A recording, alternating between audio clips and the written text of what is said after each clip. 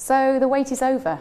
The Chancellor stood up for his first, the emergency budget today, and so many entrepreneurs and business owners I've been speaking to were waiting with bated breath to see what support there would be for enterprise and the need for the private sector to provide the growth to help us out of the position we find ourselves in. I don't think, to be fair, many people would envy him the task, so I'd start with that. And I would say the responses are mixed, actually, in terms of whether this was a budget that supported enterprise as far as it could. So the stated commitment to the UK as a competitive place, open for business were the words that we used, will be very welcome. And that real commitment to reduce the headline corporation tax rate over the next 4 years down to a 24% rate is really good news.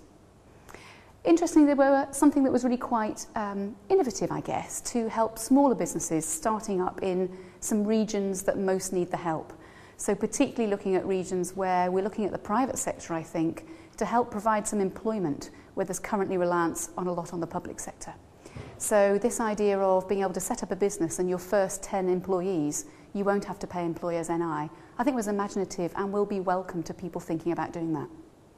But as I said earlier, for most of the businesses I talk to, the entrepreneurs, the employees who have put their investment into privately owned companies, what they were really waiting on with bated breath was what was going to happen to capital gains tax.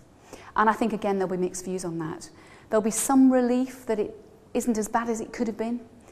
I think the 28% rate is quite a clever balance between the income tax rate and where we were before on capital gains tax.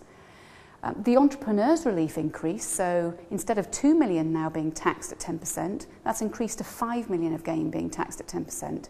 That will be welcome for a lot of people who have grown businesses to that level.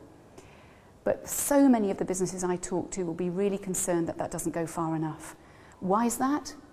Well, it doesn't go far enough in terms of the aspirational growth that we need in terms of building world-class companies, well beyond 5 million for a number of those businesses. And it also doesn't help those people who don't have a 5% stake in those businesses. So what about the employees who may have committed capital to a much smaller stake? What about the need to attract capital from private individuals who are prepared to put their money at risk in private businesses? I think a lot of people will be feeling that there's an opportunity missed here. Fantastic to keep capital gains tax simple. I think simplicity is where the Chancellor's gone here with the flat 28% rate. But yet again, an opportunity missed to have a broader incentive for risk capital, a lower capital gains tax rate for business assets as compared to non-business assets.